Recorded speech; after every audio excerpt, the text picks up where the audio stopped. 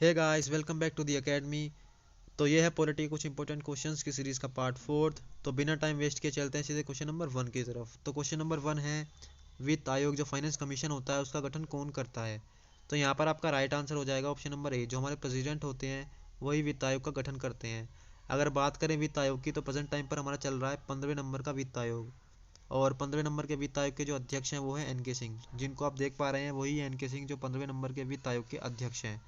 और अगर बात करें वित्त आयोग की, तो इसका आपको जिक्र मिलेगा आर्टिकल 280 में।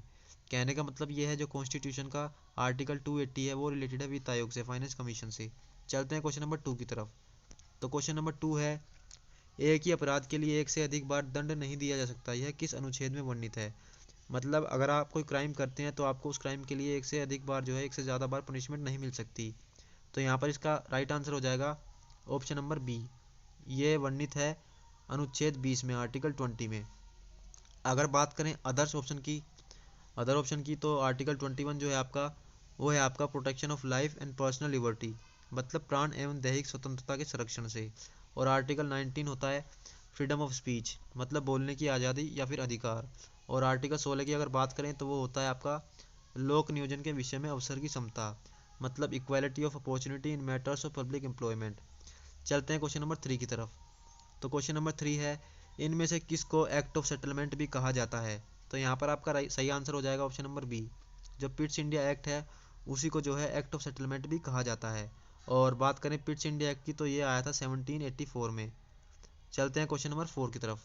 तो क्वेश्चन नंबर फोर है, सर्वोच्च न्यायालय का गठन एवं शक्तियाँ किस देश के संविधान से ली गई हैं। तो यहाँ पर आपका राइट आंसर हो जाएगा ऑप्शन नंबर ए। ये ली गई हैं आपकी अमेरिका के संविधान से, सर्वोच्च न्यायालय का गठन और शक्तियाँ। और अमेरिका के संविधान से एक और कॉमन चीज़ जो है पूछी जाती है, अक्सर देखी जाती है एग्जाम में, तो वो है फंडामेंटल राइट्स, जो आपके मौलिक अधिकार हैं वो भी अमेरिका के संविधान से लिए गए हैं। अगर बात करें अदर ऑप्शंस की, तो ब्रिटेन के संविधान से लिया गया है एकल नागरिकता, मतलब सिंगल सिटीजनशिप। और रूस के संविधान से ली गई है आपकी फंडामेंटल ड्यूटीज़, मतलब जो मौलिक कर्तव्य हैं वो हमारे रूस के संविधान से लिए गए हैं। और कनाडा के संविधान से लिए गई हैं अवशिष्ट शक्तियाँ, मतलब रेजिडुअल्स पावर। चलते हैं क्वेश्चन नंबर फाइव की तरफ।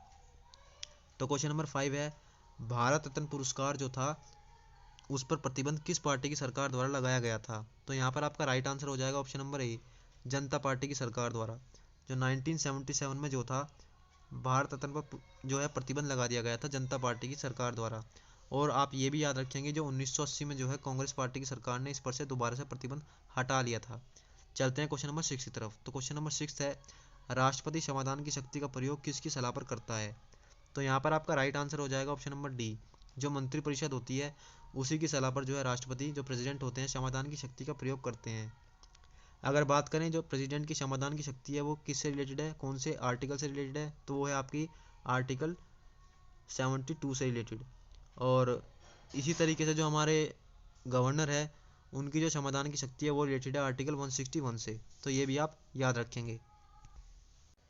चलते हैं क्वेश्चन नंबर सेवन्थ की तरफ। तो क्वेश्चन नंबर सेवन्थ है, संविधान द्वारा प्रदत्त नागरिकता के संबंध में संसद ने एक व्यापक नागरिकता अधिनियम कब बनाया। तो ये नागरिकता अधिनियम बना था 1955 में। तो यहाँ पर आपका राइट आंसर हो जाएगा ऑप्शन नंबर सी।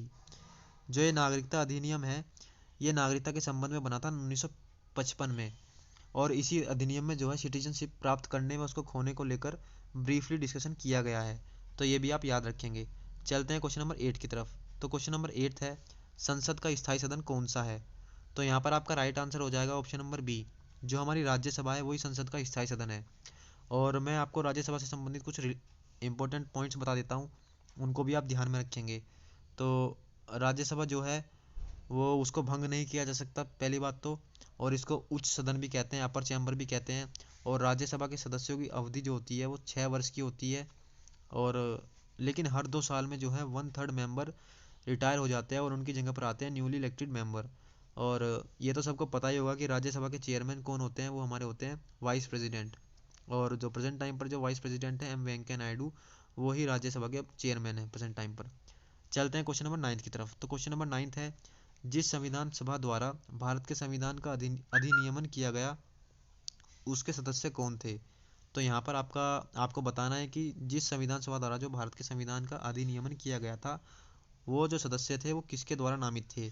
तो यहाँ पर आपका राइट आंसर हो जाएगा ऑप्शन नंबर सी, जो विभिन्न प्रांतों की विधानसभाओं द्वारा जो है वो सदस्य नामित थे।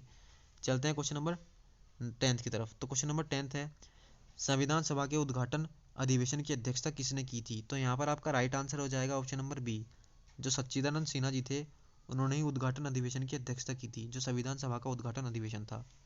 तो ये थे आपके पॉलिटी के पार्ट 4 के कुछ इंपॉर्टेंट क्वेश्चंस।